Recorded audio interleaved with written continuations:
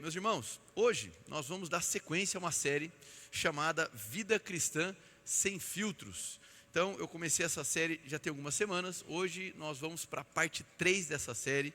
E talvez você não tenha vindo em nenhuma das partes, mas eu quero te tranquilizar, você não vai ficar desorientado em relação à parte 3 de hoje. Mas eu quero introduzir rapidamente para você sobre o que é que nós estamos lidando.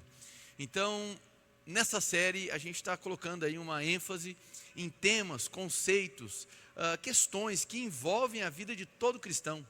De uma maneira ou de outra, você é alcançado pelos temas que nós estamos desenvolvendo, mas muitas das vezes por compreender errado essas temáticas e exercer práticas equivocadas, são áreas que a gente acaba sentindo muita pressão, desânimo mesmo, de viver o Evangelho. Então, passando aí por um equívoco no entendimento, vai gerar também um tipo de prática desgastante, que não renova, que a gente não consegue ver aí a beleza do Evangelho. Na primeira parte nós falamos sobre dar frutos, amém, irmãos? Então, dar frutos hoje no Brasil se tornou algo muito desafiador. Por quê? Porque há uma confusão muito grande entre o que é um mero resultado e que tipo de resultado que de fato é um fruto que é oriundo ali da videira de Cristo Jesus.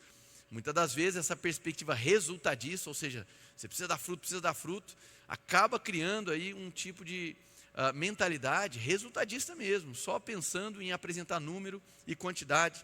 E nós meditamos na palavra, na parte 1, para compreender mesmo que existe o fruto da permanência, o fruto de permanecer no Senhor, e como é maravilhoso poder dar fruto de maneira espontânea por estar em Cristo Jesus.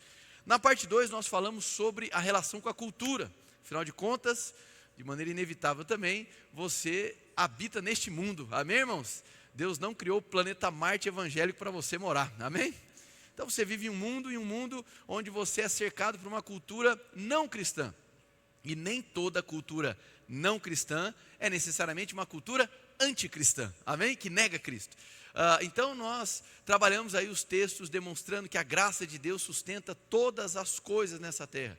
E que mesmo em meio a pessoas que ainda não creem em Cristo Jesus, mesmo em meio a uma cultura, a um tipo de arte que não comunica diretamente, não glorifica ao Senhor diretamente, nominalmente, ainda assim é possível nós testemunharmos a beleza, a bondade de Deus em meio a tudo isso. Então, basicamente, a parte 2 nós falamos sobre como habitar neste mundo, como dialogar com a cultura que nós estamos inseridos.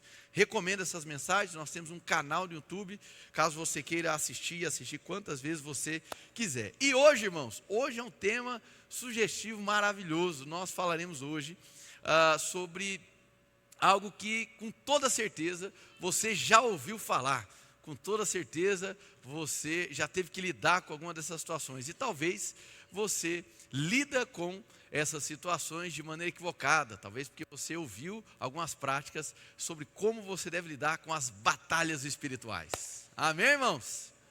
Nós vamos tratar sobre isso hoje. Eu me lembro que alguns anos atrás eu estava dando aula no Instituto Bíblico, e aí em algum momento eu estava dando uma aula e falei sobre Satanás e diabo, essas coisas, e de repente chegou um aluno no intervalo, falou: professor, aula maravilhosa, eu só queria fazer uma ressalva. Eu falei: o que foi? Ele falou: não precisa citar o nome. Eu falei: mas o nome de quem? Ele: não precisa chamar ele. Eu falei: do diabo. Ele: fala baixo, fala baixo. Amém. Enfim, se você é um desses casos, hoje vai ser uma noite maravilhosa para você parar de ter medo do diabo, amém? Antes que nós venhamos a ler mesmo o texto bíblico, eu quero só fazer uma certa introdução acerca desse assunto, porque ele é muito importante. Afinal de contas, nós vamos tratar aqui sobre os ataques do inimigo nas nossas vidas. Irmãos, é claro, o alvo aqui não é ensinar e falar e dar centralidade na mensagem ao diabo, irmãos. Nós somos a igreja de Cristo Jesus, amém? Se existe algo que nós devemos absorver e colocar em prática nas nossas vidas, é que nós devemos sempre ser reativos a Deus, amém? E não levar uma vida reativa ao inimigo. Nós devemos reagir a Deus. O papel de protagonista das nossas vidas não deve ser o diabo, os demônios, os ataques. O protagonista da nossa existência é Jesus Cristo, amém?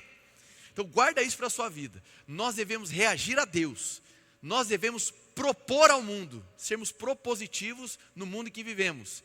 E no que diz respeito ao diabo, nós devemos resistir aos seus ataques, amém? Então para você guardar, devemos reagir a Deus. Diante do mundo nós devemos propor, e diante dos ataques do diabo nós devemos resistir. Glória a Deus? Basicamente essa é a tônica. Porque, quais são os desequilíbrios, quais são os extremos no que diz respeito a lidar com o diabo? E aqui eu faço coro com C.S. Lewis. Em uma das suas obras, ele vai apontar que existem dois grandes extremos, e nesses dois grandes extremos, o diabo e os seus demônios, eles ficam completamente satisfeitos. Um primeiro extremo é superestimá-lo, ou seja, atribuir um valor ao diabo que ele não tem, atribuir um nível de poder que ele também não cultiva, e atribuir a ele um papel de importância na sua vida que ele não deveria ter. É aquela vida onde você fica sequestrado nos seus pensamentos e nos seus sentimentos, por tudo que é intento do maligno. Situações práticas de quem superestima o diabo. A pessoa vê demônio em tudo, a pessoa vê diabo em tudo. Então ela não consegue refletir sobre as próprias responsabilidades. Ou ela terceiriza a culpa das suas situações para outras pessoas ou para o próprio diabo. Então tudo é demônio. Toda escultura tem demônio, cada esquina tem um demônio, por aí vai. Certo? Então, essas pessoas geralmente, elas têm um estilo de vida muito carregado de misticismo, beira o esoterismo, é distante da fé cristã genuína, porque veem o papel do diabo em uma abrangência que a própria Bíblia não atribui a ele. Isso é um extremo. Qual é o outro extremo? Subestimá-lo. Então, se é um extremo superestimá-lo, atribuir a ele um tipo de força, um tipo de poder, um tipo de valor que ele não tem, também é um desequilíbrio você subestimá-lo. Nós vivemos em um mundo que, pós-iluminismo, todos nós aí temos, vamos dizer assim, as nossas sequelas antropocêntricas, onde a gente quer sempre trazer explicação para tudo, sim ou não? A gente quer racionalizar todas as coisas e dar uma explicação razoável, natural, científica para todas as coisas. E muitas das vezes o que tem sido formado são pessoas que até creem em Deus, mas no que diz respeito ao diabo, elas tratam como se fosse um folclore. Não, veja bem, essas coisas se explicam naturalmente. Então, isso é só uma linguagem simbólica, né? É porque as pessoas foram tomadas ali pelas pinturas medievais, que caracterizaram esse ser maligno dessa maneira. Então, na verdade não é bem assim, é tudo uma questão psicológica, ou uma questão sociológica. Esse mal que a gente testemunha tem a ver muitas das vezes com a falta de educação, ou por muitas populações estarem aí vivendo uma vida miserável, então eles não cultivam certas práticas ocidentais, e é daí que vem os exageros. E esse tipo de pensamento, ele também é equivocado. Então, essas duas posturas, seja de superestimar o inimigo, ou subestimar, atribuindo a ele quase que uma inexistência, essas duas propostas, nós não seguiremos ela hoje, amém? Muito pelo contrário, nós vamos caminhar no equilíbrio. E o equilíbrio é considerar, sim, a existência de um inimigo. A Bíblia atribui ao diabo e à atividade demoníaca coisas que acontecem neste mundo. Não todas essas coisas, mas certamente é um tipo de atividade. O próprio Jesus Cristo interagiu, expulsou e, vamos dizer assim, deixou muito claro que atividades demoníacas acontecem. Os discípulos de Jesus também reconheceram a atividade demoníaca. A palavra de Deus traz registros para nós de ataques do inimigo. A palavra de Deus nos instrui acerca de como nós devemos nos manter diante desses ataques. Amém, irmãos? E mais uma vez, a mensagem de hoje é para que você conheça Jesus Cristo. É para que você reconheça o quanto que nós dependemos da graça de Deus. O quanto que nós necessitamos do nosso Salvador, da força do Senhor, do poder dele atuando nas nossas vidas, porque sem o Senhor nós não seríamos capazes de resistir aos ataques dos inimigos. Amém, irmão? Outro ponto, para a gente fundamentando, de maneira introdutória aqui essa mensagem. É importante que você compreenda que não existe oposição de poder entre Deus e o diabo. Então Deus não está numa queda de braço com o inimigo, onde, dependendo da situação, Deus prevaleceu, então ele conseguiu ser mais forte do que o inimigo. Não há, nunca houve nenhum tipo de oposição de força e de poder entre Deus e o diabo. Quem entendeu, diga amém. O que nós podemos testemunhar nas Escrituras é que há sim uma oposição entre reino dos céus, que pode ser vivenciado e testemunhado pela igreja de Jesus aqui na terra, e era possível perceber, vamos dizer assim, facetas do reino de Deus sendo testemunhado pelo povo de Deus no Antigo Testamento. Há sim uma oposição com o império das trevas. Então, no que diz respeito à operação da vida humana aqui na terra, nós vamos testemunhar até o fim de nossas vidas, até que Cristo volte, uma oposição, o mal se opondo ao bem, uma natureza maligna se opondo à natureza de Cristo. Amém, irmãos? Diante disso, todas as vezes que eu citar a expressão batalha espiritual aqui nessa mensagem, eu estou falando sobre o conceito de batalha, que é essa permanente oposição entre bem e mal. Amém? Então, em termos conceituais, batalha espiritual é algo real? Sem dúvida alguma. Sem dúvida alguma. É possível perceber de Gênesis a Apocalipse uma constante tensão entre bem e mal, onde o império das trevas tenta prevalecer. E aqueles que são da luz, que pertencem ao reino dos céus, à medida que ouvem ao Senhor e se posicionam no Senhor, resistem a esses ataques. Amém, irmãos? Outra coisa é o movimento de batalha espiritual, que aqui no Brasil se tornou literalmente um movimento, né? Um período onde muitas igrejas abraçaram, e dentro desse movimento de batalha espiritual, você vai ter aí muitas coisas que nós classificamos como exageros, práticas que envolvem quase que uma luta corpo a corpo contra o inimigo, artefatos sendo vendidos para que você vença o diabo. Então, o que já teve de espada ungida sendo vendida, rosa ungida, copo de água e por aí vai, para que você permaneça, para que você se aproprie de algo, para que você resista ao inimigo.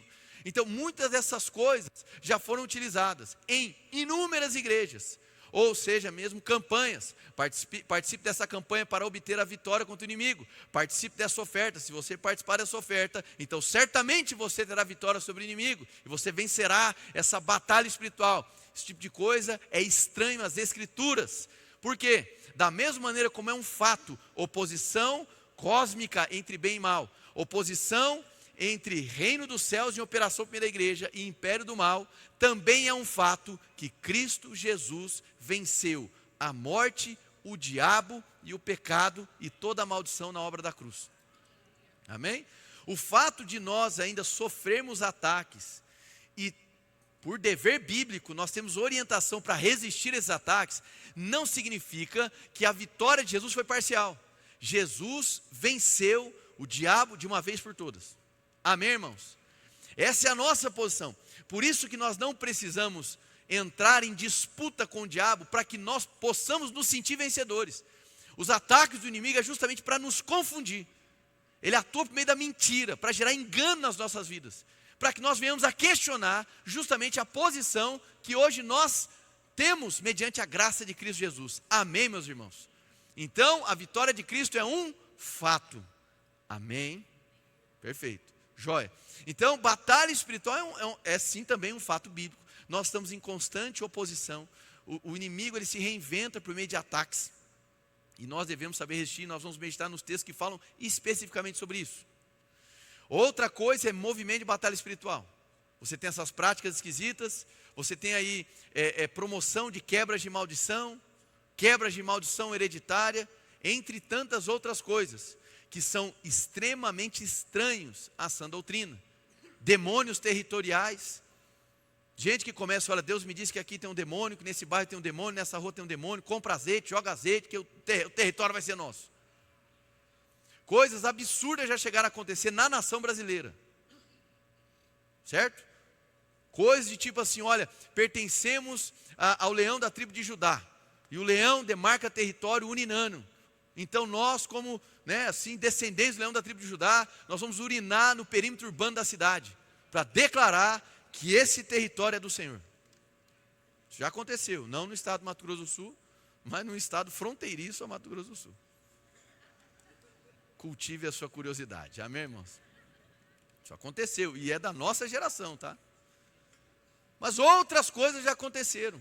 Tudo em nome de uma suposta batalha espiritual, que curiosamente, embora exista a batalha, e a interpretação dela está completamente desvairada.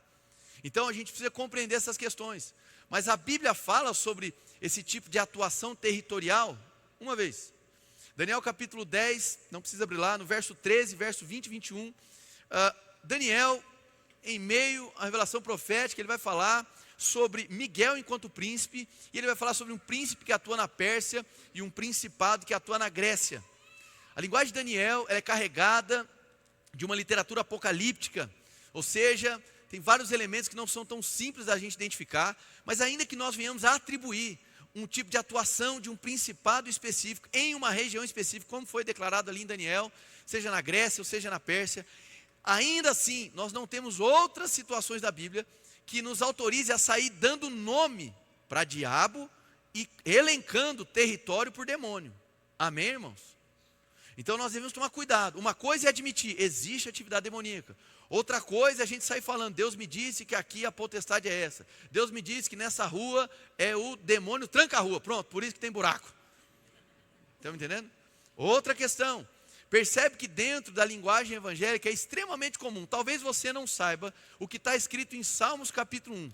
Talvez você não saiba falar o Salmo 23 de cabeça. Mas eu duvido que você não saiba que se falar demônio do álcool, você sabe que é Zé Pilintra. E se é da sexualidade, pomba gira. É ou não é? Então, esses nomes não existem na Bíblia.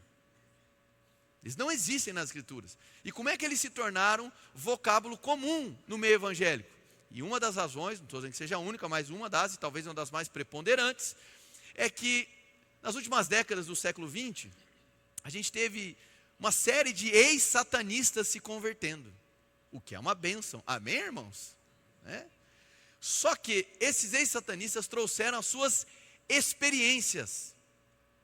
E muito da igreja, muito desses movimentos que aderiram ao movimento de batalha espiritual, aderiram os ensinos das experiências de ex-satanistas. Misturaram com o evangelho. E isso foi sendo propagado como se fossem verdades absolutas. Por isso a popularidade de livros como, eu não costumo falar contra um autor, mas aqui não vai ter como, autores como Rebecca Brown. Livros como Porcos na Sala. É um tipo de literatura completamente distante à ortodoxia cristã, completamente distante ao texto bíblico, completamente distante, e extremamente envolvido com experiências e um sincretismo religioso. Nomenclaturas de seres espirituais ou entidades de outras religiões, de outras matrizes, misturados com o evangelho. Irmãos, como igreja bíblica, o nosso limite e parâmetro é a Bíblia. Amém? Nós vamos até onde ela nos permite ir. Se a Bíblia não nos permite, nem nos convida a ficar dando nome para demônio, significa que esse não é o nosso papel, esse não é o nosso dever. Amém, irmãos? É um ponto. Então, devemos tomar cuidado, é um processo de limpeza, a gente tem que ir purificando isso. Porque no meio de bons ensinos, existem também esse sincretismo, essas misturas. Então nós precisamos tomar cuidado. Experiências de pessoas, elas são importantes. Uma pessoa que testemunha algo, uma experiência, isso não tem que ser invalidado, irmãos. Amém? No entanto, uma experiência não pode ser o quê? Doutrina. Não pode. Doutrina para nós, a regra de fé é a palavra de Deus, irmãos. As experiências, evidentemente, os testemunhos são bem-vindos. Tem coisas completamente inimagináveis. Amém. Podem ser contados. Não significa que nós vamos invalidar, mas experiências não são elemento suficiente para gerar doutrina. Nós temos uma doutrina a seguir como igreja cristã. E que doutrina é essa? Aquela que foi fundamentada pelos apóstolos e pelos profetas. Amém, meus irmãos? Então a gente tem que aprender a se mover a partir do que o texto nos permite ir. E as experiências devem ser reconhecidas. Eu já tive experiências que eu também não conseguiria explicar. E por zelo também não tem por que testemunhar para não gerar confusão se eu não tenho habilidade para poder doutrinar a partir dessa experiência. Amém, irmãos? Então a ideia aqui não é, bom, então estou invalidando a vez que você pegou a espada e ficou balançando e os demônios foram embora. Estou invalidando isso. No entanto, isso não é uma proposta bíblica suficiente para a gente ensinar a igreja. Quem entendeu, diga amém. Bom, então é isso. Então, diante disso, eu gostaria que você abrisse a sua Bíblia em Atos capítulo 19. Atos capítulo 19, verso 11. Se você puder ficar de pé, nós vamos fazer a nossa primeira leitura.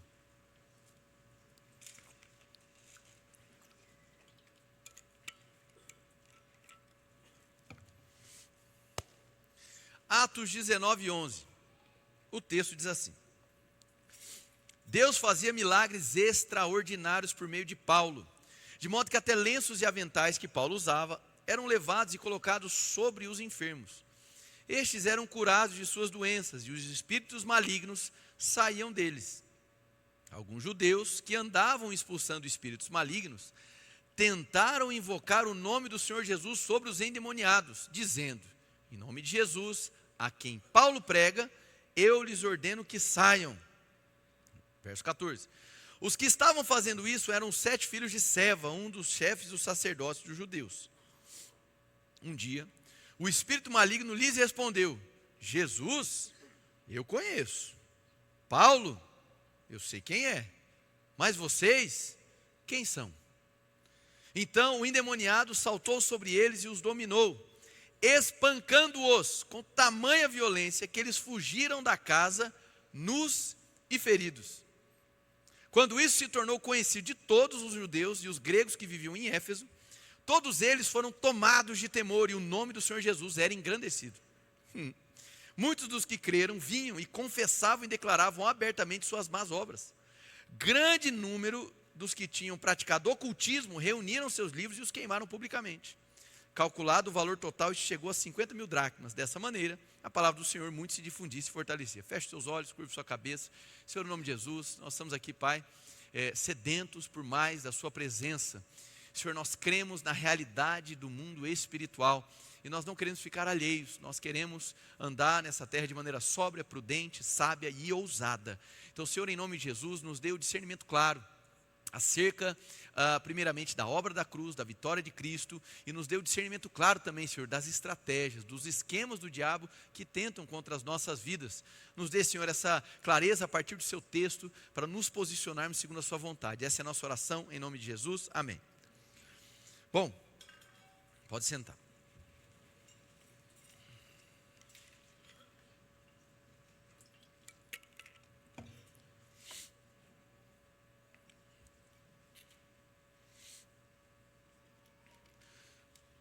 O autor Timothy Keller, em uma de suas mensagens, ele diz da seguinte maneira: é necessário compreender que convivemos em meio a 2 realidades, uma material e outra imaterial, uma natural e uma espiritual.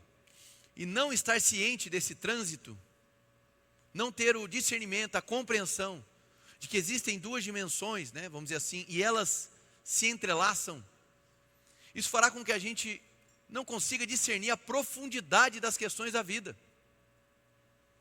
Existem coisas que naturalmente nós não conseguiremos obter explicação, resposta ou clareza alguma.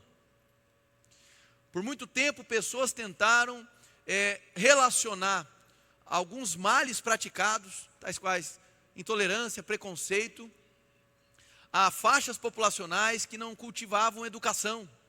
Olha, veja bem, os grupos populacionais que não desenvolvem tanto sua intelectualidade, eles acabam sendo mais propensos a praticar esse tipo de questão, esse tribalismo, preconceito, etc. No entanto, a história da humanidade nos demonstra outros cenários. Hitler, por exemplo, não era alguém iletrado, muito pelo contrário, era alguém muito estudado. Quantos e quantos personagens da história de outros países, como também do nosso país, que talvez atingiram grandes níveis acadêmicos, grandes resultados profissionais, e que foram responsáveis por produzir males terríveis na sociedade. Então, ainda que questões sociológicas possam agravar, ainda assim existe uma realidade espiritual. Amém, irmãos? É possível perceber a correlação de questões sociológicas, é possível perceber a correlação com questões psicológicas. No entanto, ainda assim, existem questões espirituais que podem amplificar isso, agravar esse cenário. Outro ponto muito importante, antes da gente entrar no texto. O diabo, ele trabalha a partir de algo que nós enfrentamos diariamente, porque é interno, o pecado.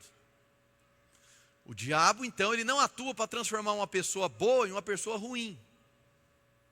Mas o diabo atua para que uma pessoa imperfeita se torne pior ainda. Então existe algo que nós precisamos assumir, reconhecer.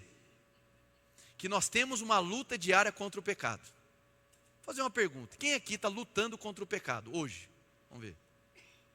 Então tá bom, para quem não levantou a mão, você precisa nascer de novo. Porque só tem 2 opções: ou você luta contra o pecado, ou você é escravo dele. Vou perguntar de novo: quem aqui está lutando contra o pecado? Amém? Então, diante da nova natureza em Cristo, nós estamos agora lutando contra o pecado. E o diabo atua de algumas maneiras que nós vamos esclarecer aqui hoje, para trazer essas raízes ruins à tona.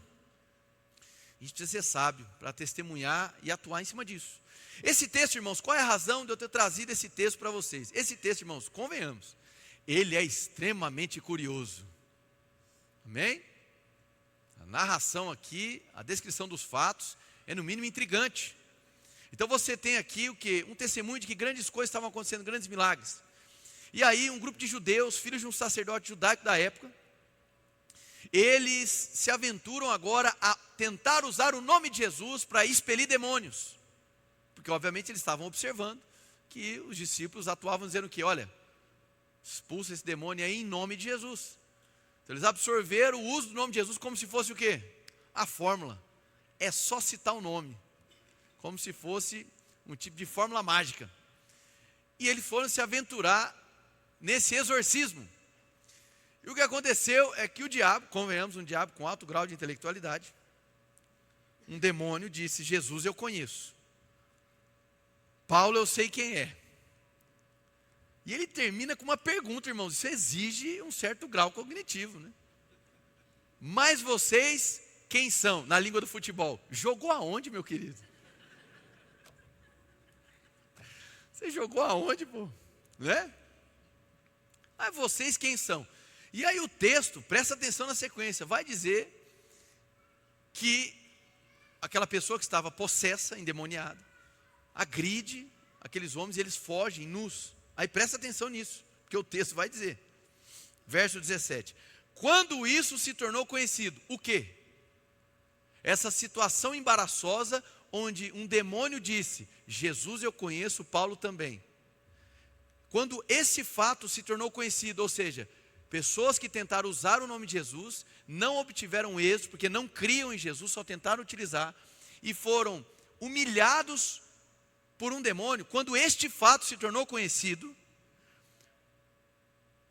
todos eles foram tomados de temor, e o nome de Jesus era engrandecido. Irmãos, o demônio foi evangelista. Você compreendeu um negócio desse? Deus é especialista em transformar tragédia em triunfo, amém? Isso aqui é impressionante. Mas a razão para eu trazer esse texto são duas. A primeira é que nós estamos aqui num período já da igreja. Jesus já havia morrido, ressuscitado. A igreja agora estava se expandindo em diversas regiões. E nós percebemos que diante do progresso do evangelho, oportunistas tentaram se utilizar do nome de Jesus por conta do que eles estavam testemunhando. E o registro do texto traz para nós o quê? Uma admissão. Os discípulos de Cristo estão admitindo para nós: existe atividade demoníaca. Amém? Segundo ponto, por que é que eu trouxe esse texto de maneira primária? A localização de onde ocorreu isso aqui. O texto diz muito claro que foi na região de Éfeso. Amém? E é justamente na carta aos Efésios que Paulo, que é o texto que a gente vai trabalhar muito hoje, em Efésios capítulo 6, vai falar que a nossa luta não é contra carne nem sangue, mas contra principados, potestades e forças da maldade. Justamente nessa região. Nessa região havia um ocultismo generalizado. E aqui o texto, inclusive, testemunha que eles queimaram os livros de ocultismo. Então, quando Paulo começa a falar sobre operação maligna, sobre os esquemas do diabo em Efésios 6, nós não podemos nos esquecer e vincular esse texto aqui. Agora, irmãos, dois pontos importantes também aqui para esse momento da mensagem.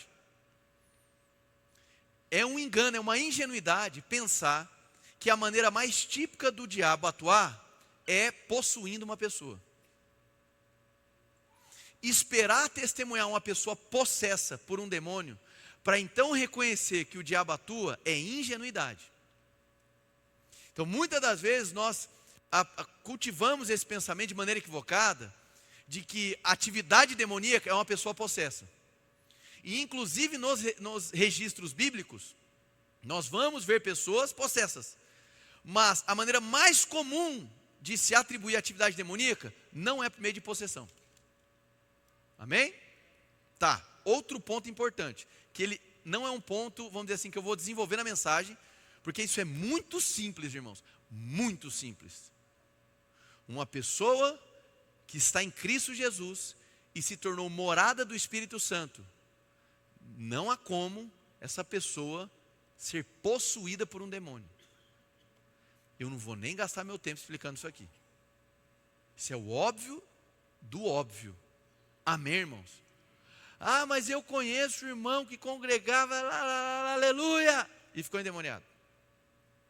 Então, ou este irmão estava dissimulando, ou ele não era morada do Espírito Santo. Como diria o reverendo Luiz Saião, não há como o Espírito Santo e um demônio dividir o mesmo condomínio. Amém? Então, por favor, possessão demoníaca é simplesmente incompatível, segundo a doutrina da fé cristã, de ocorrer em uma pessoa que está em Cristo Jesus, da qual o Espírito Santo sela a vida dela. Amém? Agora, nós não conseguimos enxergar o interior da pessoa. Estamos falando de possessão. Agora, enquanto há ataques do inimigo, deixa eu dizer uma coisa, ele vai lhe atacar. Quem já ouviu esse discurso aqui? Poxa, pastor, antes de eu me converter, parece que estava tudo bem. Foi eu entregar minha vida para Jesus, que aí tudo começou a piorar. É um ataque atrás do outro. Tem alguém que se familiariza com isso? Meu Deus do céu, o que está acontecendo? Então dá essa sensação de que, uma vez em Cristo, eu sou atacado. Mas quando eu não estou em Cristo, eu não sou atacado. E eu vou te explicar por quê. Quem está em Cristo é atacado. Quem não está, é escravo. Amém? Então o escravo, ele simplesmente é conduzido pela natureza. Ele não tem a percepção, a clareza do ataque. Por quê? Porque ele é escravo. Todos nós éramos escravos do pecado. Consequentemente, eram escravos de uma natureza maligna. Uma vez em Cristo, irmão, esteja você orando ou não, esteja você jejuando ou não, esteja você congregando ou não, uma vez que você está em Cristo, você sofrerá ataques. Isso é uma mensagem extremamente motivacional para o seu domingo. Amém, irmãos? Sai daqui pulando de alegria. Muito bem. Então, eu gostaria que você fosse agora para Efésios capítulo 6. A gente já preparou o terreno para trabalhar Efésios capítulo 6.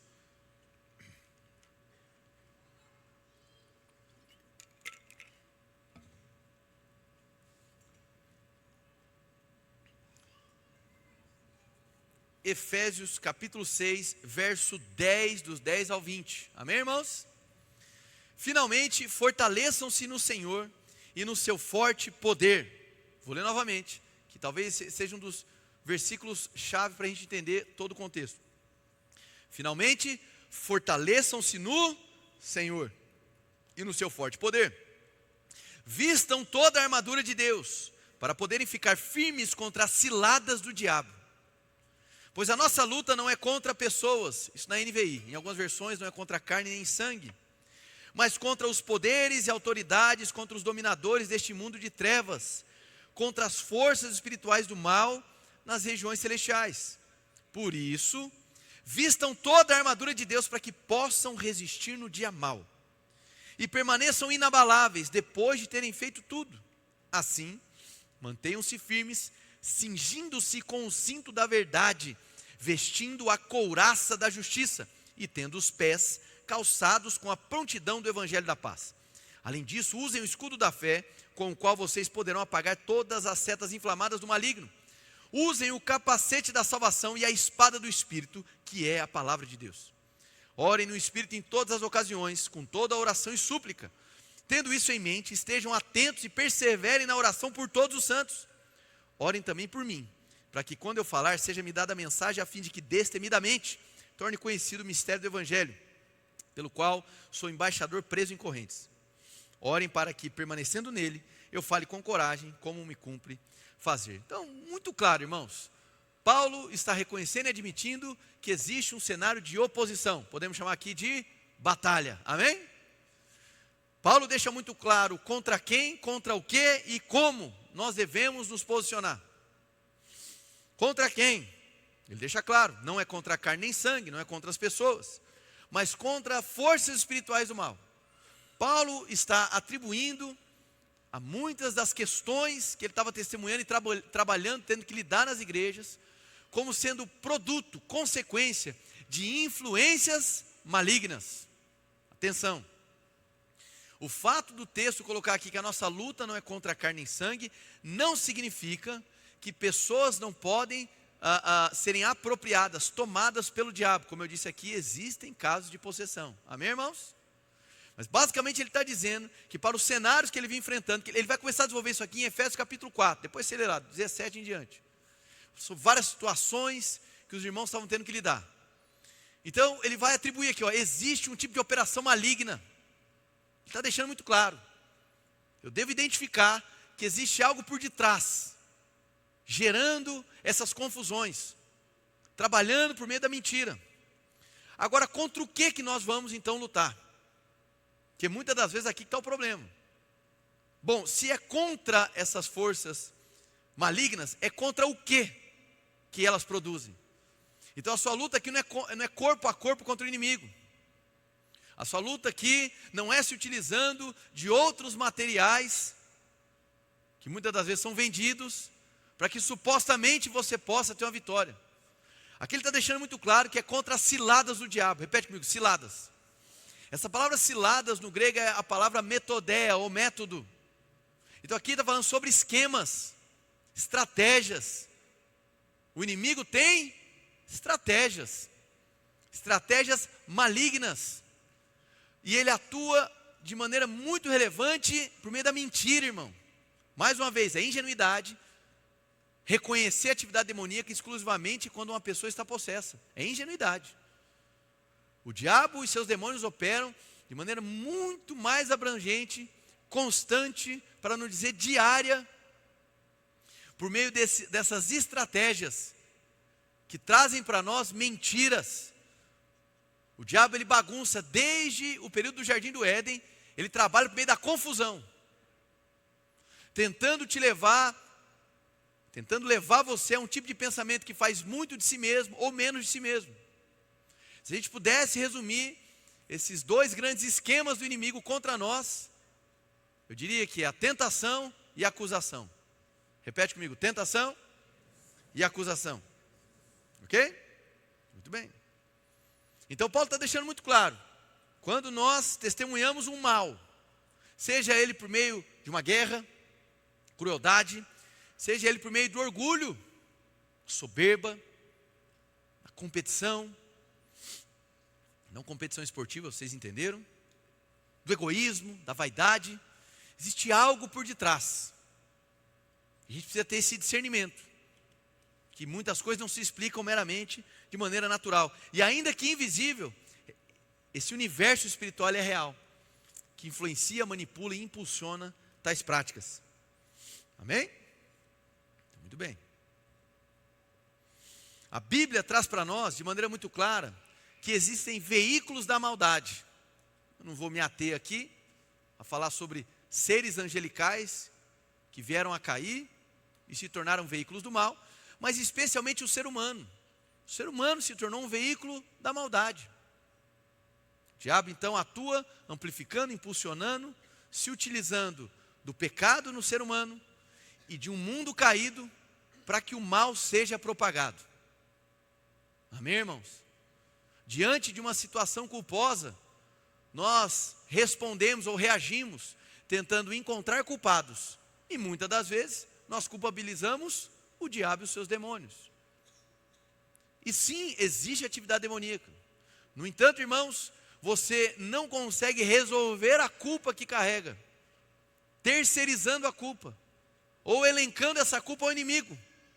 Culpa se resolve, irmãos, aos pés da cruz do Calvário, confessando o seu pecado, e diante dessa confissão e exposição, recebendo do perdão de Deus, sendo envolvido pela graça dele. Amém? Muito bem. Então tudo que está no coração do homem pode ser agravado pelo diabo. Então existe um diabo, existe atividade demoníaca. Nós temos que admitir estes fatos. No entanto, nós não devemos superestimá-los, porque nós estamos em Cristo Jesus. Quando a Bíblia fala sobre um tipo de armadura, irmãos, atenção, nós não devemos absorver esse texto em um sentido literal, no sentido que é uma armadura física. Talvez você aqui já participou de ações de evangelismo, eu já participei, amém, irmãos? Já vou me adiantar na presepada. Onde você reúne a turma, vamos orar para partir para o evangelismo. Nós vamos saquear o inferno. Aí alguém dava o comando e todo mundo repetia. Eu coloco agora o cinto da verdade, o capacete da salvação. Aí tinha o momento dos calçados, os calçados do evangelho, amém? Tá rindo, né? Só de olhar de cima eu consigo ver quem já participou. Eu já participei, amém? Dessas coisas. E você se sente empoderado, irmão, amém? Não é por nada não, mas tem um efeito psicológico tremendo, amém? Maravilhoso. Você se sente, fala, meu irmão, agora não tem para ninguém. Eu participei de uma vez que acabou o evangelismo. Pessoal, vamos embora. Embora não. Vamos tirar a armadura. Porque o reino é organizado. Amém? Não faça isso, amém, irmãos? Porque o alvo aqui da armadura não é isso. Embora isso afete a sua consciência. Porque a questão aqui não é uma armadura para você utilizar de maneira pontual quando você percebe que existe uma atividade maligna ou para um evangelismo. A ideia aqui é que Paulo está olhando para um soldado da guarda romana. E ele vai fazer uma analogia, ele vai olhar ali para a vestimenta e os apetrechos ali daquele soldado. E vai fazer uma analogia com cada um daqueles elementos, são 6 elementos. Então a ênfase aqui não é no cinto, capacete, couraça, escudo, espada e calçados. A ênfase que Paulo quer trazer aqui é justamente no quê? Na verdade, na justiça, na salvação, na palavra, na fé, amém, irmãos? E no evangelho. Esse é o alvo de Paulo. Então a ideia aqui não é, bom, eu vou fazer o rito da armadura quando eu perceber que o diabo está vindo com tudo. Não, a ideia é que você cultive a prática e absorva esses elementos tipificados por Paulo diariamente, porque o dia mau vai chegar, e quando o dia mau chegar, você está preparado, amém, irmãos? Então a ideia de Paulo é, não, para que você possa permanecer diante dos ataques do inimigo, não há como ter uma vida dissociada da verdade, da integridade. Não há como ter uma vida distante da consciência de justificação, que é o que produz justiça em nós. Muito do trabalho do diabo é tentar trazer para você uma culpa que extrapola o perdão de Deus. A couraça da justiça traz para nós o quê? O alvo da justificação, o produto dela. Somos perdoados em Deus, como cantamos, amém, irmãos? Que fala de um escudo da fé, para que você possa resistir aos dardos inflamados do inimigo. A fé, ela é essencialmente relacional, no caso aqui, no seu contato com o Senhor. Sem a fé, não há uma maneira de agradá-lo. A fé é essa linguagem espiritual que Deus nos capacitou para ouvi-lo, para testemunhá-lo. Amém, irmãos? A espada aponta para a palavra que o próprio autor de Hebreus, capítulo 4, vai dizer que é capaz de penetrar. Ela é penetrante, ela é mais cortante. Amém? Os calçados do evangelho aqui apontam para o anúncio do evangelho. A vida cristã envolve movimento. A tipificação ali daquele calçado do guarda romano, ele era um tipo de calçado para longas marchas. Isso aponta para a jornada cristã. Não nos é opcional, irmãos, pregar o evangelho. Aquele que foi alcançado pela boa notícia agora se torna mensageiro da boa notícia. Amém, irmãos? Então não é um utilitarismo, esteja sempre pregando o evangelho, porque aí o diabo não te pega desocupado. Não é isso. Mas a prática do anúncio do evangelho gera em nós senso de missão. Então cada um desses elementos aqui dessa armadura são dispositivos que devem acompanhar as nossas vidas. E não serem lembrados para serem vestidos de maneira pontual. Então a armadura é a revelação de uma posição e não um chamado de um evento. Quem entendeu, diga amém. Perfeito? Então, irmão, nem tudo é demônio, tá? Ao mesmo tempo que existem situações que podem sim envolver demônios. Vamos falar um pouquinho sobre tentação e acusação, que são, vamos dizer, as duas principais formas do diabo te estimular ao mal. A tentação, nas palavras de Timothy Keller, essencialmente faz com que você tenha uma visão muito elevada de si mesmo, para que você faça coisas que você não deveria. Sabe, brincar com fogo?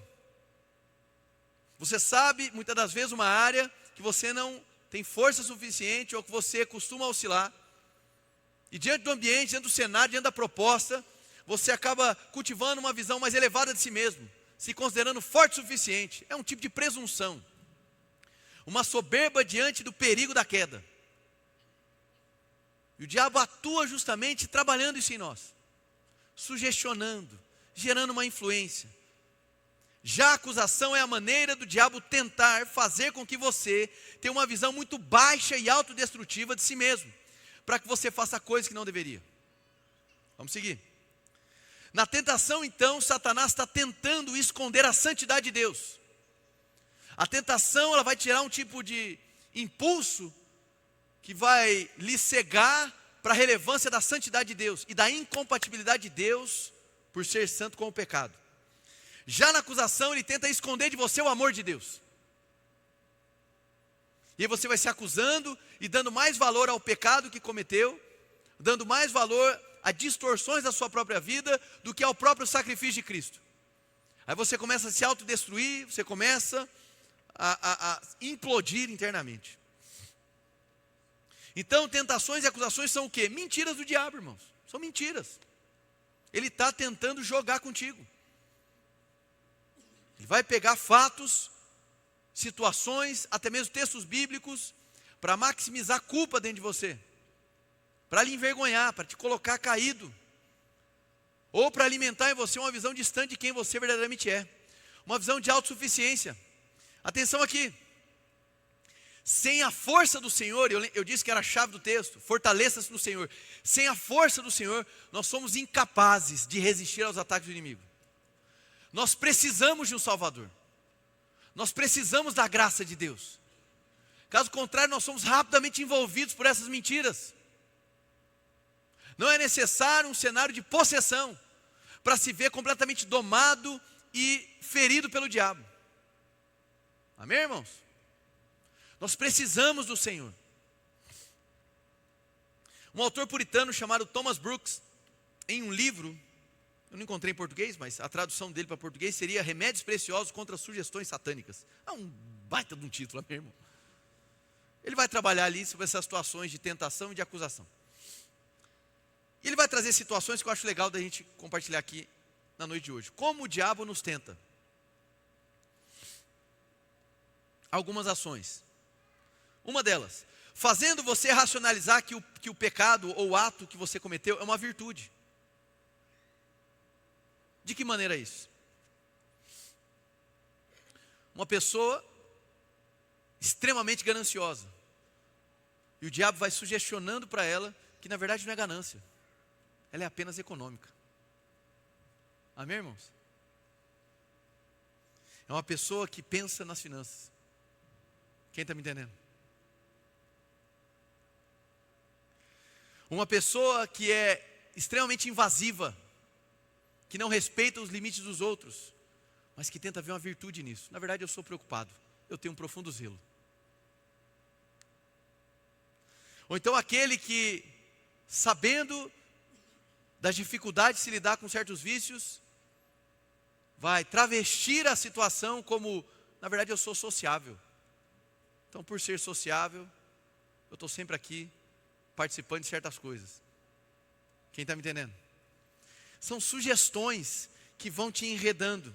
Outra maneira, fazendo você se utilizar dos pecados dos outros para trazer um certo amortecimento de culpa em relação ao seu pecado. Especialmente quando o pecado envolve uma pessoa pública, um líder ou um pastor, ou um padre. Certo?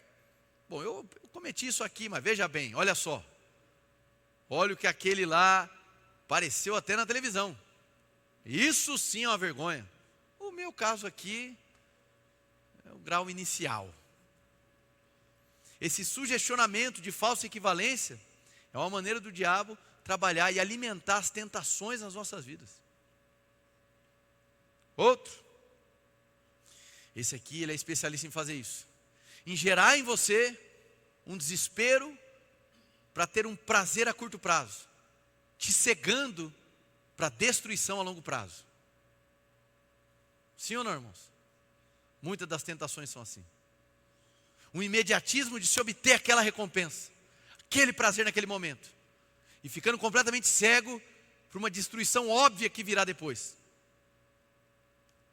O diabo atua nesse cenário, influenciando, impulsionando a você morder a isca, certo? Escondendo de você o anzol. Outra situação, que essa daqui, eu me lembro quando a gente fundou a igreja, era um tipo de mensagem de púlpitos brasileiros que estava até meio comum, que é super enfatizar ou super estressar, vamos dizer assim, traduzindo aqui do inglês. Seria estressar exageradamente, vamos colocar assim, de maneira redundante, a misericórdia de Deus. Fazendo com que a pessoa pense, bom, se Jesus já perdoou os pecados, eu posso fazer o que eu quiser. Eu lembro quando a gente fundou a igreja, existia, né, estava mais, vamos dizer assim, aparente isso no Brasil, que é o chamado doutrina da graça extrema, né, ou hyper grace. Nós sempre nos posicionamos contrário a isso, graças a Deus. Então aqui, percebe que é uma distorção da obra de Cristo. Vamos lá, Jesus morreu pelos nossos pecados. O perdão dos pecados, ele não é absoluto para os pecados que nós já cometemos, e já há provisão de pecado, provisão de perdão para os pecados que nós possamos vir a cometer. É um fato bíblico, mas isso significa então que nós somos autorizados a levar uma vida descompromissados com a santidade do Senhor? Não, então percebe? É um exagero, é estressando de maneira exagerada o que é a misericórdia de Deus. Como quem diz, bom, o meu papel é ser humano, e na experiência ser humano eu vou pecar mesmo, o papel dele é perdoar, então ele que perdoe. E isso se tornou uma mensagem comum em muitos púlpitos há alguns anos atrás, 7 anos, 8 anos, 10 anos. Hoje em dia, pelo menos no meu radar, o problema não é mais esse, o problema é outras coisas. Certo? Outro, esse aqui é interessantíssimo, irmãos. E não tem nada a ver com dieta agora, amém? Tudo bem? Mas é aquele sentimento, olha o tanto que eu sofri, então eu mereço uma recompensa. Amém, irmãos? Se você está em meio à dieta, passando por isso, não se sinta tentado, que não é disso que eu estou falando. Mas é aquele sentimento de olhar para algumas situações da sua vida e falar assim, nossa, mas olha o tanto de coisa que eu já passei, então eu pecar aqui não vai ter tanto problema. Afinal de contas, eu até mereço um pouquinho, né, de sair um pouquinho aqui. E percebe, irmãos, isso vai criando uma distorção acerca da obra de Deus nas suas vidas e do que significa obedecer. Você não deixa de pecar, irmãos, porque o pecado é ruim. A bem da verdade, o pecado tem o seu elemento de prazer também. Sim ou não, irmãos? Muitos dos pecados, nem todos. Então, sim, dentro do processo de você viver distante do pecado, envolve o reconhecimento da malignidade do pecado, mas não é apenas a malignidade, a admissão de que o pecado é ruim, que faz com que você se afaste do pecado. Considerar o pecado ruim não vai lhe dar força suficiente para enfrentá-lo. Às vezes você, cometendo o pecado, vai admitir que ele é ruim. O que nos faz ter uma vida cada vez mais distante, progressivamente longe do pecado, é justamente conhecer a pessoa de Cristo Jesus e se permitir ser envolvido pelo perdão e a graça de Cristo. Você está aqui, meu irmão? É conhecendo a pureza de Cristo que nós somos atraídos a uma vida semelhante a dele.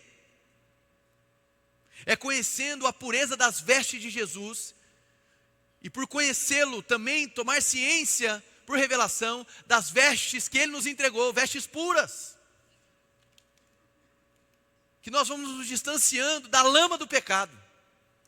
Então percebe que a vida em santidade, irmãos, não é um sistema de pressão contra nós, muito pelo contrário. É a graça de Deus, é a obra de Cristo que nos impulsiona a viver distante do pecado. Amém? Muito bem. Outro. Fazendo com que cristãos vejam e considerem as pessoas que prosperam mesmo fazendo coisas ruins. gerando uma sensação de que agir de forma correta não compensa. Convenhamos, irmãos, aqui no Brasil é um tipo de tentação muito comum. Eu não sei você, mas eu já me peguei pensando nisso.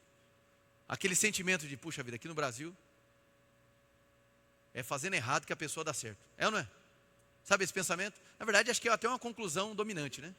Olha aí, pô, os caras fazem tudo errado e eles que são ali, têm bons resultados, não é assim? Só que a gente sabe que isso é insustentável. No entanto, dentro aqui da mensagem, isso pode ser absorvido em forma de tentação. Bom, não vale a pena fazer o que é correto. Os maus prevalecem. Então assim, eu ceder um pouquinho aqui na minha regra moral, eu ceder um pouquinho aqui na minha conduta, nem se compara ao que outros fazem. E no final das contas, é eles quem estão tendo bom resultado. Está me entendendo? O diabo atua aí, te sugestionando, vai te confundindo, ele vai te enredando. Por último, dos exemplos aqui das tentações, fazendo você comparar partes da sua vida com outras partes de sua vida. Então você olha para algumas partes e diz assim, olha, eu sou muito virtuoso nessa, então eu me sinto à vontade para fazer outra. Quem age assim? Quadrilha, irmão. A máfia italiana. Já viu aqueles filmes da máfia italiana? Aquele princípio de honra familiar. Ninguém encosta na vovó, não é assim? Honra mútua, o pai beijando o filho, negócio maravilhoso. Todo mundo, olha, agora é hora do almoço. Todo mundo ora, maravilha. A pessoa sai e metralha 5 pessoas na rua. Não é assim? Aqui no Brasil a gente tem realidades semelhantes também com facções criminosas. Se sacrificam, amor sacrificial pelas suas famílias, não é? Mas aí se sentem à vontade para cometer grandes atrocidades. Recentemente eu vi uma matéria de um grupo, de uma facção criminosa em um outro estado, que provavelmente você não sabe qual é. Amém? E eles entraram numa igreja e falaram assim, pastor, a gente vai para uma missão agora. Eu gostaria que você orasse pela nossa missão. E o pastor falou, vamos orar. Aí estava lá aquela fila, cada um com o seu fuzil. Vamos orar. Senhor, dê vitória, preserve esse irmão. Aí eles saíram ali e mataram não sei quantas pessoas. Tristeza, né? Então percebe essa vida misturada. É claro que eu trouxe exemplos mais exagerados, mas o diabo também tenta nos tentar dessa maneira. Tenta nos tentar, entenderam, né? Nos tenta, tentando fazer esse tipo de comparativo para criar um ambiente mais propício para que a gente peque. Arsenal da acusação. Como que o diabo atua tentando alimentar a acusação nas nossas vidas? Primeiro, e eu diria o principal, fazendo-nos olhar mais para o nosso pecado do que para o nosso Salvador. Talvez hoje você esteja prisioneiro de uma acusação, por conta de um pecado que você cometeu hoje, ontem ou há 10 anos. E aquilo ganhou um espaço na sua vida que você só se enxerga a partir das lentes da acusação.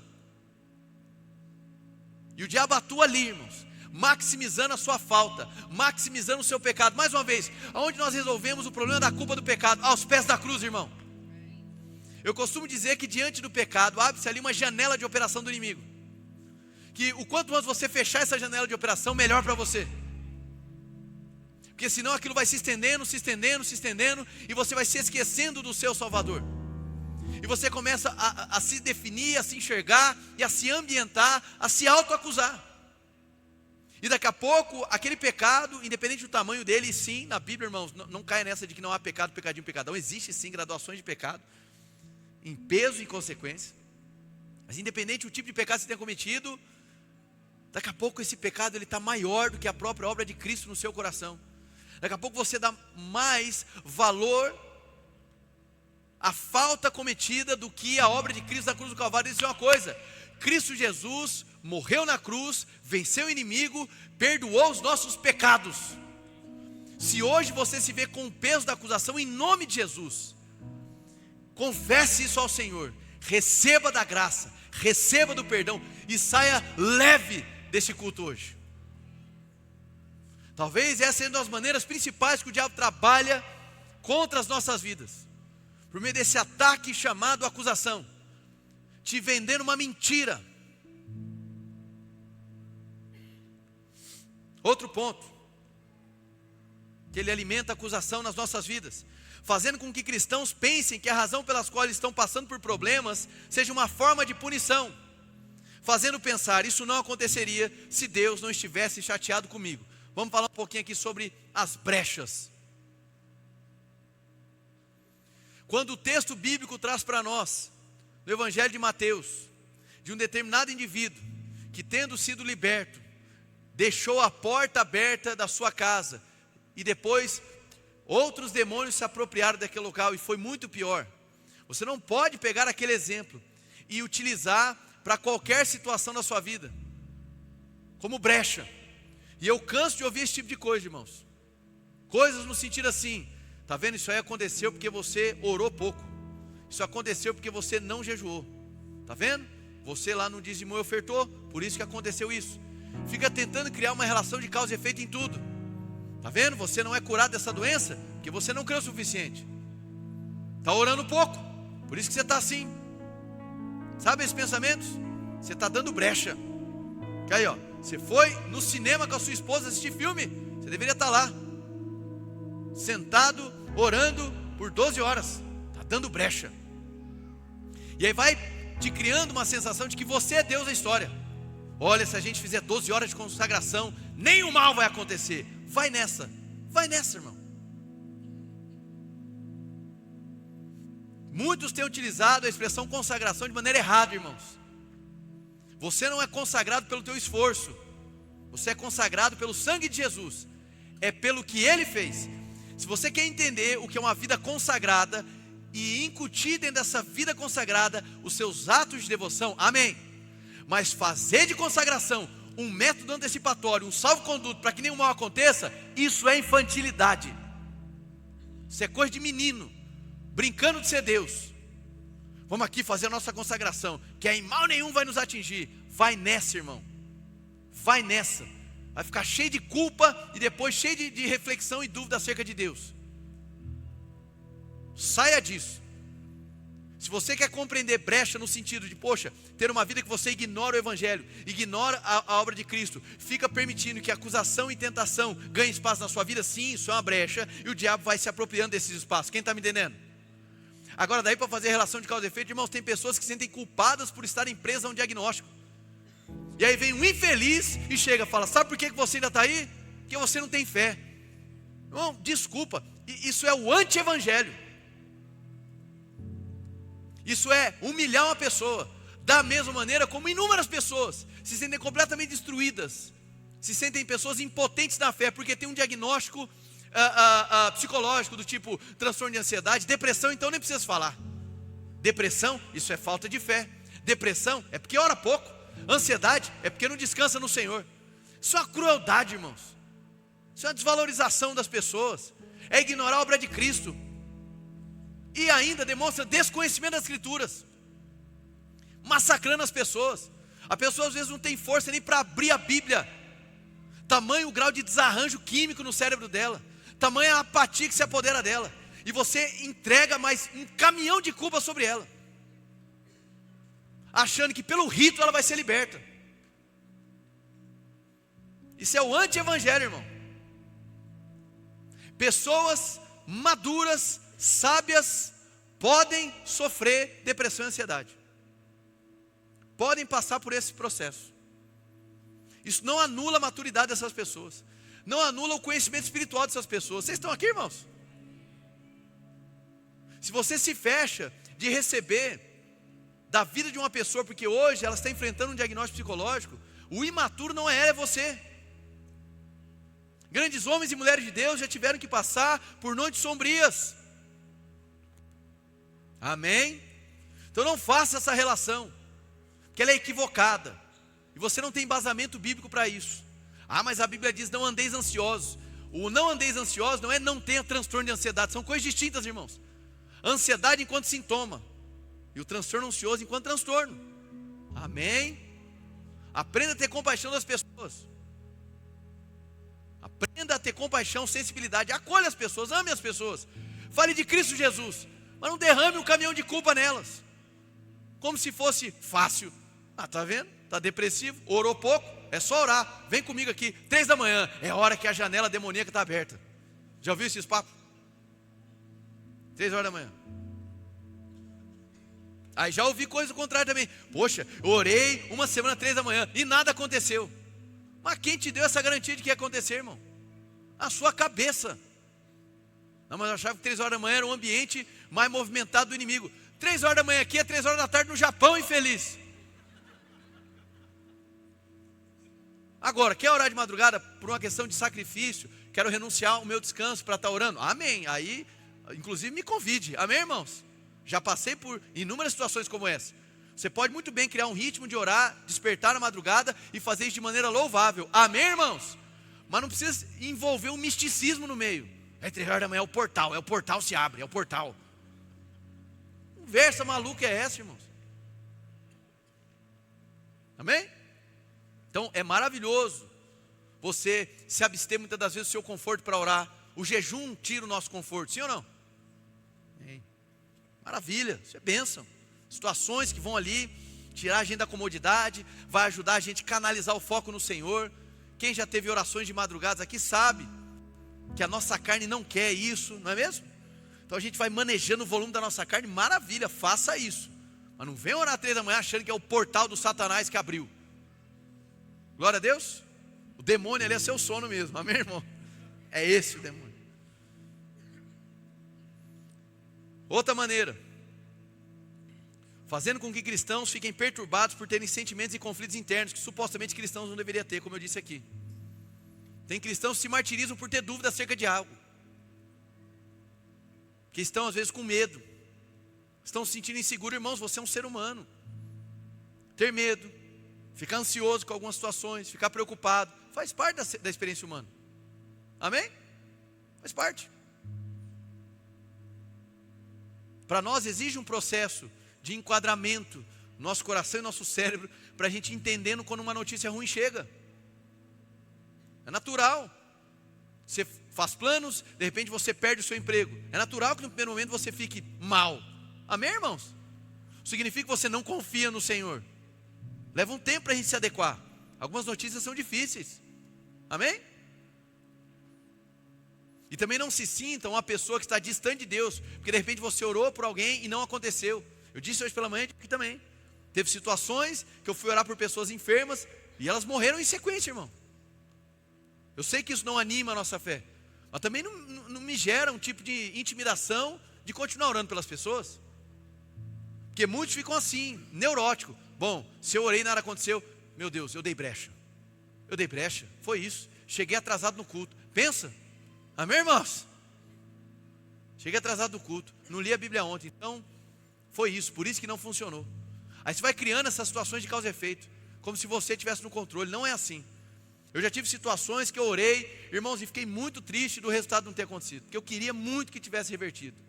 É duro, irmãos. Se você não sente nada, desculpa, eu sinto, eu fico lamentando, irmãos. Tem que passar por uma situação, infelizmente a pessoa não progride. É duro, irmãos, amém?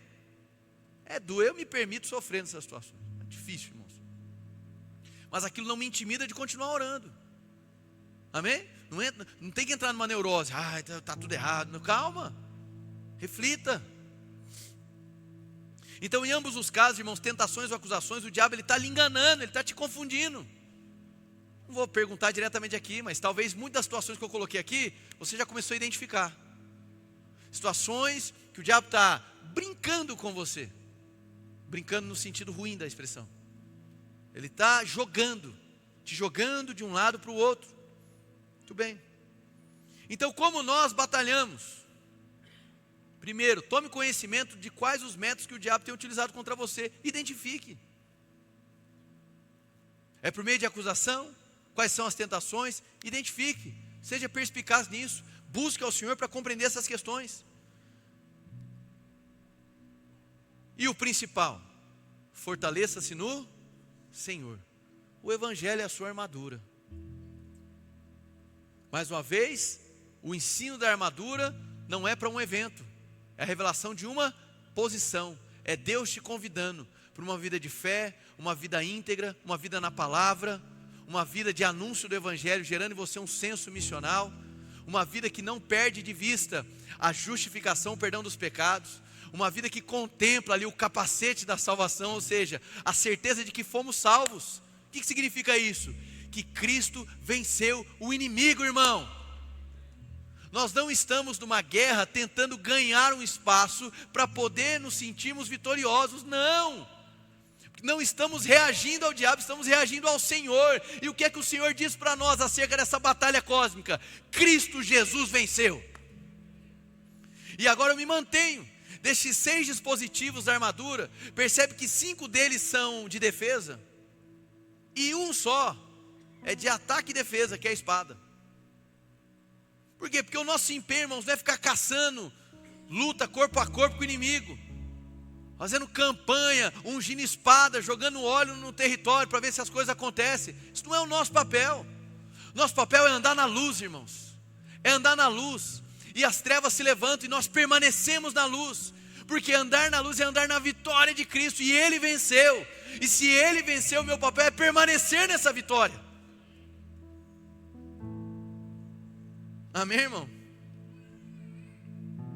Estou encerrando. Então, conhecer o Evangelho fará com que nos reconheçamos culpados, ao mesmo tempo que também acessamos o perdão divino, desmantelando a acusação, condenação e nos permitindo uma nova vida agora em Cristo. Ao conhecer o Evangelho, irmão, descobrimos que coisa que você está tentado a fazer, aquela coisa que você está tentado a fazer, Jesus morreu para que você não fizesse mais. Logo, você não tem mais nada com isso, irmãos. Ao conhecer o Evangelho, descobrimos o quanto somos amados. E isso desmantela a acusação do inimigo. Amém? Há um autor, eu acho que é esse mesmo puritano, esqueci de citar a referência aqui, que ele vai dizer da seguinte maneira, presta atenção. Cristãos deveriam se arrepender por estarem desencorajados pelos pecados que cometem. Calma, eu vou ler de novo, porque realmente é estranho.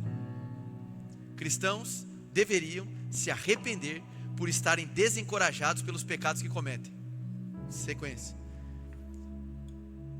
Essa situação surge da recusa da riqueza, liberdade, plenitude e eternidade do amor de Deus, e da recusa do poder, glória, suficiência e eficácia da morte e dos sofrimentos do Senhor Jesus Cristo. Basicamente, de maneira provocativa, esse autor está dizendo da seguinte maneira: se você hoje se vê desencorajado pelo pecado, você deveria se arrepender de estar desencorajado. Por quê? Porque isso, nas entrelinhas, é ignorar a obra, a suficiência, o poder, a glória de Jesus Cristo, que venceu a morte, venceu o diabo, venceu o pecado, te perdoou. Então, olhe para a cruz de Cristo. Não é reagindo ao diabo que você percebe a força do Senhor, é olhando para o Senhor que você é fortalecido nele. Amém, irmãos? Então, caminhando para o final,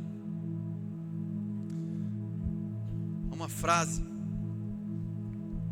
eu já cheguei até a citar isso aqui uma vez, tem tempo, e me veio no coração de citar novamente. Vou fechar a mensagem com essa situação. Há uma série que ela é desdobrada do universo do Senhor dos Anéis, momento nerd da mensagem, né?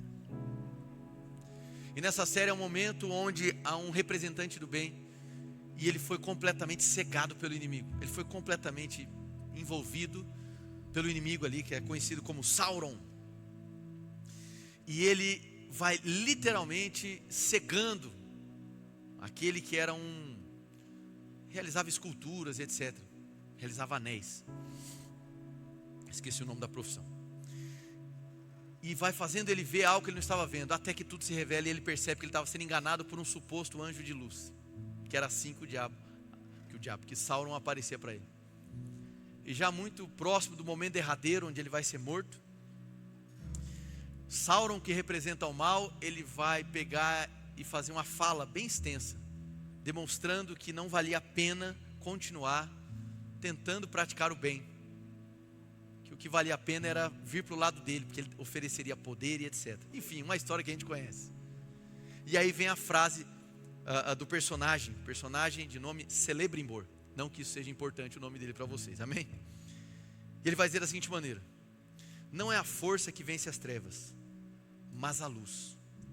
Exércitos podem se levantar, corações podem desfalecer, mesmo assim a luz perdura e é mais poderosa do que a força, pois em sua presença toda escuridão deve fugir. Amém, irmãos?